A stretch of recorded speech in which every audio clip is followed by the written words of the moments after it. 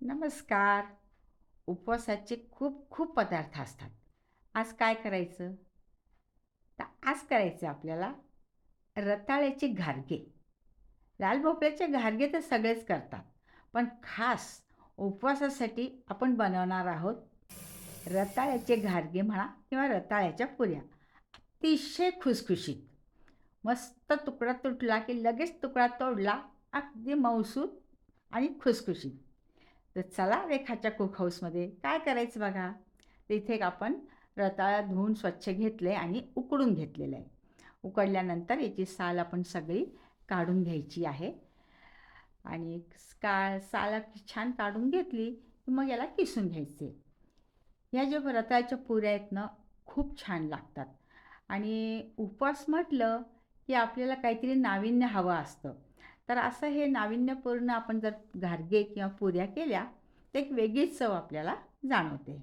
तसे हे रताळं आपण एकच घेतलेलं आहे, बऱ्यापैकी मोठं आहे. तर उकडून आपण हे सगळं किसून घेतले. आता याच्यात टाकायचं आपल्याला गूळ. तर इथं जर आमच्याकडे गोड जरा जास्तच लागतं म्हणून मी थोडासा गूळ जास्तच टाकला आहे. पण तुम्ही गुळाचं प्रमाण कमी जास्त करू शकता. अगदी याच्या किसाच्या निम्मा जरी गूळ टाकला तरी आपल्याला चालतो, की रताळे आधीच गोड असतात आणि यात आपण जे पीठ मिसळणार आहोत ते पण थोडं शेंगाड्याचं गोडच आहे. तर इथे मी वेलची पूड टाकली आणि चवीला एक पाव चमचा मीठ, कारण की गोडाचा पदार्थ आहे, मीठ हे चवीला हवंच आहे. आणि हे सगळं आपल्याला याच्यामध्ये टाकायचं आता नटमेग म्हणजे जायफळ.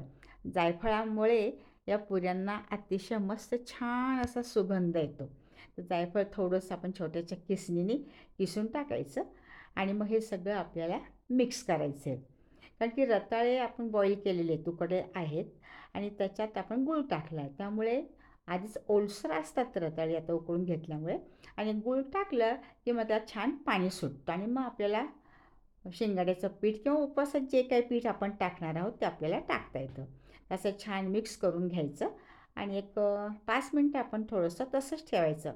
चांगलं मिक्स झालं की त्याला छान पाणी सुटल्यासारखं होईल. बघा आता तुम्ही बघू शकता की ओलसरपणा जाणवतो आहे आपल्याला.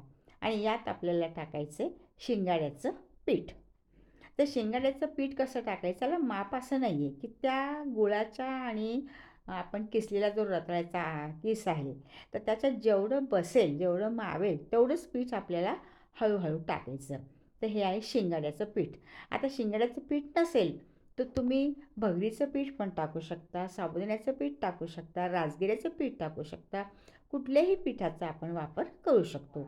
इथे माझ्याकडे शेंगाड्याचं पीठ होतं म्हणून मी एक मोठी वाटी शेंगाड्याचं पीठ घेतलेलं आहे आणि थोडं थोडं थोडं करून आपल्याला हे मिक्स करायचं आहे.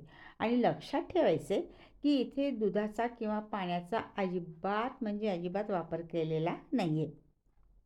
जेवढं पीठ बसतं आहे आता हे एक वाटी पूर्ण बसलं याच्यामध्ये, छान गोळामुळे पाणी सुटलेलं होतं त्यामुळे सगळं छान हे पीठ एक वाटी बसलेलं आहे. आणि छान मळून घ्यायचं. जितकं छान तुम्ही मळताल तर तितक्या पुऱ्या छान होतात. आणि आता टाकायचं खुसखुशीतपणा येण्यासाठी एक चमचाभर आपल्याला साजूक तूप. साजूक तूप टाकून पुन्हा एकदा छान मळून घ्यायचे आपल्याला. मळणं इथे महत्त्वाचं आहे, कारण की एकजीवपणा आला की त्याला एक बाइंडिंग येतं आणि मग लाटायला आपल्याला सोपं जातं, नाही तर मग ते लाटल्या जात नाही. तर असं छानपैकी आपण एक जीव करून घ्यायचं. एक 5 मिनटं आपण ठेवूया आणि मग तुम्ही बघू शकता की ते छान त्याचं छान मिक्स झाले, बाइंडिंग पण छान झालेलं आहे. आणि मग एक गोळा मी घेतलेला आहे आणि हा आपल्याला लाटून घ्यायचा आहे. तर लाटताना तुम्ही पीठ लावून लाटलं तरी चालेल किंवा पोळपाटाच्यावर आपण पॉलिथिनचं पिशवी जर ठेवली कागद त्याच्यावर सुद्धा तुम्ही लाटलं तरी चालतं. इथं मी फक्त काय केले की पोळपाटाला तूप लावून घेतले आणि त्याच्यावर हा गोळा ठेवला आहे आणि हे आपल्याला लाटून घ्यायचे. लाटताना जास्त पातळ लाटायचं नाही आहे आपल्याला, थोडंसं असं जाडसरच ठेवायचं आहे. कारण की पुरी ना ही फुगल्यावर अशी खुसखुशीत होते. त्यामुळे हे बघा या पद्धतीने तुम्ही बघू शकता की केवढी जास्त पातळ नाही आहे ही पुरी, अशी जाडसर आहे.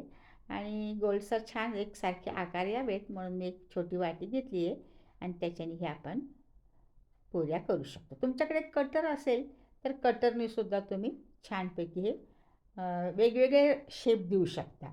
ते इथे मी गोल शेप दिलेला आहे. एकीकडे आपण तेल पण तापायला ठेवलेलं आहे आणि बघा अशी पुऱ्या करू आपण.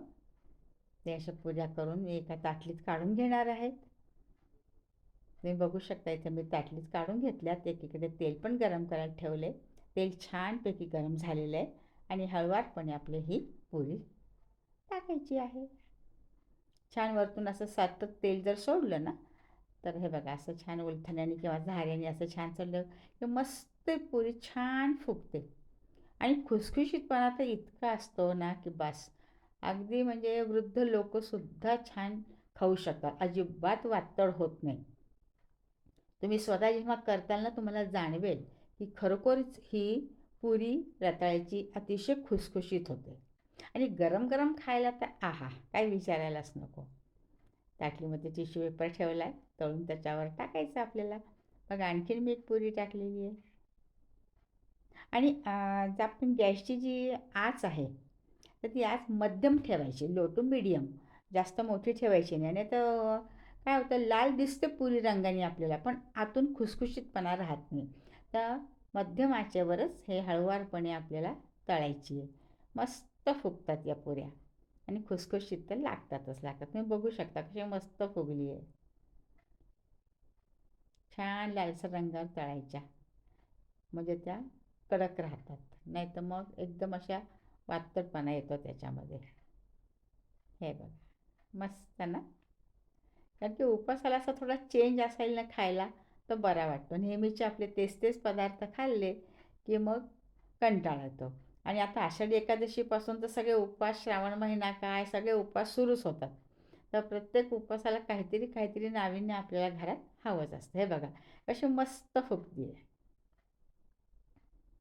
छान फुगली असे मध्यम आचेवरनं की आतून अशी छान मऊ, वरतून खुसखुशीत, खूप छान होते. आहाहा! कलर पण सुरेख येतो. मस्त होतात अगदी. प्रत्येक पुरी फुगते बघा. तुम्ही या पद्धतीने करून पहा. नक्की तुम्हाला हे आवडेल. आणि पुरी अजून एक सांगते की पुरी टाकली ना की लगेच त्याला उलटवायची नाही. तर तशीच राहू द्यायची. आपोआप ती असं फुगते आणि एक बाजूने अशी छान झाल्यावर ती फुगली ना तेव्हाच त्याची दुसरी बाजू उलटवायची. अशा प्रकारे सगळ्या आपण पुऱ्या करून घेतल्यात. उपवासाचा मस्त आनंद घ्या. बघू शकता तुम्ही किती खुसखुशीत आणि पटकन तुकडा तुटतोय बघा. सगळी बच्चे कंपनी, मोठे धाकटे लहान सगळे सगळे सगळे खुश होतील. तर या आषाढी एकादशीला नक्की या रताळ्याच्या घारगे किंवा रताळ्याच्या पुऱ्या करून पहा. विठ्ठल नामाच्या जपाबरोबर पुऱ्याचा देखील आनंद घ्या. आणि आवडला असेल व्हिडिओ तर सांगायची गरज नाही, सबस्क्राईब करा. रेखास कुक हाऊसमध्ये धन्यवाद.